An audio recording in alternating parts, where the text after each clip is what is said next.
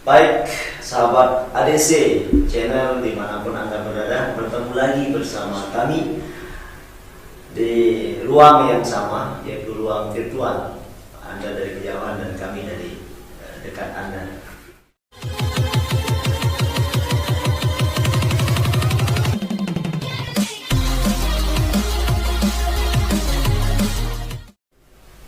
Sahabat ADC channel dimanapun Anda berada, bertemu lagi bersama kami. Tapi sebelum saya lanjut, saya ingin jelaskan tentang hari ini kita akan membahas terkait masalah kondisi ekonomi bangsa kita. Belakangan ini Pak Presiden sempat marah-marah pada beberapa menteri, kemudian untuk mempercepat belanja negara agar perputaran ekonomi cepat. Terus kedua, ada dua keputusan yang hari ini menjadi perdebatan di dalam bangsa kita sendiri, yaitu terkait penugasan Menteri Pertahanan dalam menangani krisis pangan kita saat ini. Baik Pak Rektor, saya ingin langsung saja pertama soal bagaimana pendapat Bapak tentang kondisi ekonomi Indonesia saat ini. Ya, pertama mengenai pendapat Anda tadi itu mengenai Presiden marah-marah ya. Ya. Kalau saya jadi Presiden, pertama-tama yang akan saya panggil adalah Menteri Keuangan.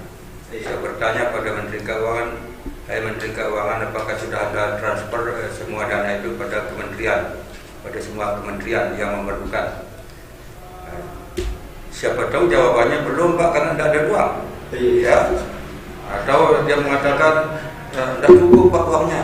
Karena itu tidak saya marahi Menteri Teknis dulu, tapi Menteri Keuangan saya panggil dan saya katakan, saya bertanya apakah kamu sudah kirim semua uang itu? Ya, jadi kalau dikatakan belum, sebabnya apa? Tidak ada uang, sekarang itu saya diskusikan dulu ya. Nah, kedua, Presiden itu dia boleh memberhentikan menteri karena dia pembantunya, dia yang mengangkat. Tapi kalau saya jadi Presiden, kalau saya mau memberhentikan menteri, saya tidak perlu menggunakan prolog, saya langsung pecat ya. Kalau saya memberi penilaian. Nah, itu dulu ya. Lalu pertanyaannya tadi itu tentang keadaan ekonomi Indonesia. Itu semua negara di dunia sekarang mengalami masalah dengan perekonomian. Itu wajar ya. Karena tidak ada produksi, tidak ada aktivitas ekonomi di semua negara. Disebabkan oleh corona ya, itu wajar ya. Sehingga kalau tidak ada aktivitas ekonomi, ya tidak ada produksi, tidak ada keuangan masuk pada negara ya. Itu juga dialami oleh Indonesia ya. Juga di negara-negara yang maju sekalipun dia mengalami defisit anggaran, dan defisit anggaran Indonesia itu di semester 2 ini menurut Menteri mencapai 4%, itu minus namanya. Minus defisit, dia anggarannya yang rencananya 1.000 triliun misalnya, ternyata 600 triliun. Itu kan masalah itu. Berarti ada anggaran belanja yang tentu ya tidak bisa dibiayai, maka disebut krisis ya, krisis keuangan ya. Belum krisis ekonomi yang ya sesungguhnya ya. Nah, cara pemerintah ini dia menganut yaitu pertumbuhan. Saya tidak 100% mengikuti teori ini ya. Bisa saja pertumbuhannya kecil, tetapi kesejahteraan masyarakat itu tidak terlalu kentara. Contohnya sekarang ya, biarpun anggaran pemerintah tidak ada, tapi rakyat dapat bantuan dari pemerintah ya. Nah, itu artinya pemerintah itu menghabiskan uangnya itu untuk membantu masyarakatnya. Jadi masyarakat itu tidak sesungguhnya merasakan ada krisis ya, karena ada uang untuk membeli beras dan sebagainya. Nah, ini aliran yang saya berbeda dengan aliran pasar bebas yang tadi itu ya. Pertumbuhan untuk apa pertumbuhan kalau hanya dimati oleh beberapa gelintir orang kaya di Indonesia. Nah, itu ya. Ini aliran saya agak berbeda dengan kebanyakan ahli-ahli ekonomi barat ya. Jadi karena itu semua komentar tentang ekonomi di dunia ini adalah aliran barat, ya. Tetapi negara-negara sosialis macam di Korea Utara, Venezuela, Kuba, Iran, itu dia tidak peduli itu ya, karena memang jalan hidup negaranya seperti yang saya katakan seperti ini ya. Nah, oleh karena itu jalan pikiran kita ya, kalau kita terus berkaca pada teori-teori ekonomi kapitalis liberal itu ya betul kita sedang mengalami krisis besar sekarang ya. Jadi lalu dia mengatakan pertumbuhan. Negara-negara maju itu tidak perlu pertumbuhan ya. Kita menyebut 6%, 7%. Itu di Jepang, di Amerika 1% itu sudah sangat tinggi. Tidak perlu deh, karena dia negara maju ya. Jadi kita sebut pertumbuhan sekian persen tidak ada gunanya kalau tidak akan menyerap tenaga kerja ya. Kira-kira seperti itu. Ya, yang selanjutnya Pak terkait masalah ini kan penugasan Menhan. Ini apakah sudah dalam keadaan genting negara ini sehingga yang seharusnya mengurus pertahanan lalu kemudian kok mengurus pangan sekarang ini? Iya, itu juga menarik ya. Nah, itu di zaman Orde Baru bisa ya, tapi di zaman sekarang ini kurang nalarnya kurang nyambung ya. Itu berarti Menteri Pertanian ini hampir tidak ada gunanya. Ya, tapi bukan hanya pangan ya. Kamu lihat polisi kok disuruh mengurus logistik pangan, ya. Emang tidak ada ahli lain selain polisi? Nah, itu sama saja pertanyaannya itu ya. Kamu menyebut Menhankam, Menhan, sama dengan itu ya. Yang mengurus pangan, mengurus dolok kok jenderal polisi, yang mengurus perusahaan-perusahaan kok orang-orang politik, tidak nyambung ya. Jadi kalau begini ya itu namanya terjadi ketidakcocokan, the right man in the right place ya. Itu belum tentu hasilnya ada ya.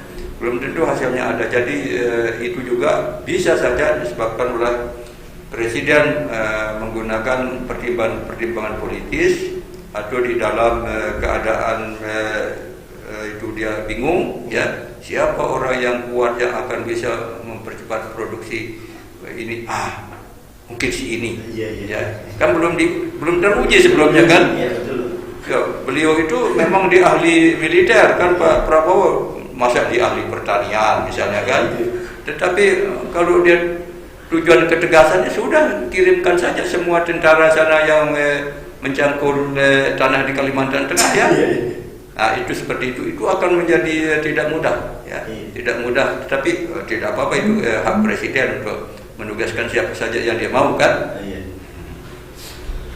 Lalu kemudian bagaimana menurut pandangan Bapak tentang solusi kita menghadapi krisis ini?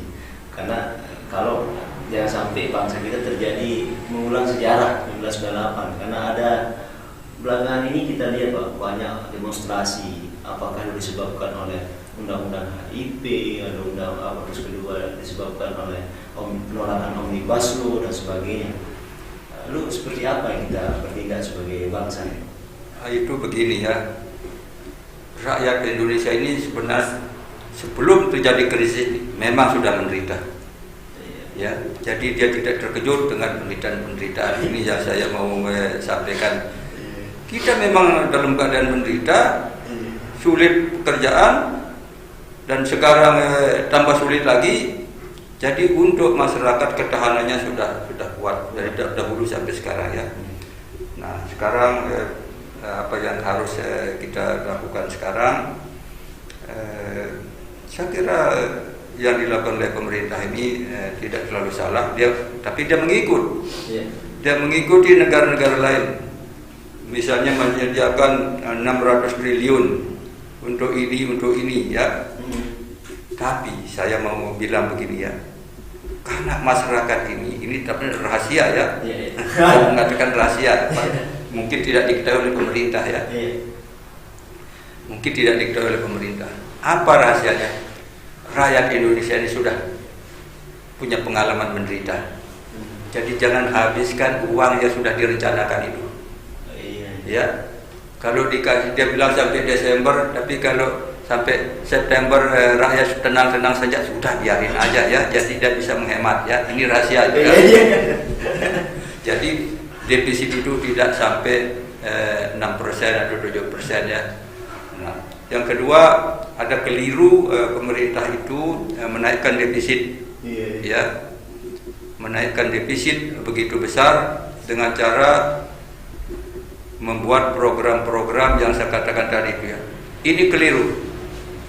Yang benar adalah pemerintah tidak perlu mengurangi defisit itu, tapi memindahkan saja, menghentikan saja semua proyek yang tidak strategis. Ya, jadi semua jalan tol, semua bangunan dihentikan, mengeluarkan uang, pindahkan ke sini. Jadi tidak jadi defisit. Ya. Tapi dia mau terus saja bangun jalan tol, tetapi dia terus saja mau mengobati orang corona, ya nggak bisa ya. Jadi ini pendapat saya. Jadi tidak bisa dua pertumbuhan, dua kemajuan di dalam krisis. Ya, krisisnya itu di corona, tapi dia tidak mau berhenti membangun. Sebenarnya sudah banyak beberapa ahli mengatakan, hentikan itu rencana Anda memindahkan ibu kota, hentikan itu membangun jalan-jalan tol, tapi dia tidak mau hentikan. Ya, bahkan di media televisi itu dia mau meresmikan ini jalan tol ini akan selesai bulan ini. Itu kan berarti dia tidak mau hentikan. Ya, ini lebih berat lagi kan. Jadi kalau dia tidak mau menghentikan itu, ini yang akan lebih berat. Ya, dia sediakan uang untuk corona, tetapi dia tidak mau berhenti. Bisa-bisa itu jumlah pertumbuhannya defisitnya lebih besar. Ya. Karena itu rahasia tadi itu saya anjurkan itu dilaksanakan saja ya. Tidak usah bantu orang-orang miskin. Orang miskin sudah biasa itu dengan penderitaannya kan. Saya kira itu hanya sedikit lucu, tetapi saya serius ini ya. Baik, cukup. Terima kasih Pak Rektor. Jadi memang dalam situasi genting seperti ini tidak ada cara lain kecuali harus fokus pada satu persoalan yang betul-betul menjadi masalah yang serius. Oleh karena itu, dan salah satu solusi yang ditawarkan oleh beliau tadi adalah soal harus ada upaya untuk menghemat anggaran dengan menyetop pembangunan-pembangunan yang tidak terlalu dibutuhkan. Tidak mendesak. Terima kasih. Kita ketemu di lain waktu. Terus pantangin channel ini. Assalamualaikum warahmatullahi wabarakatuh.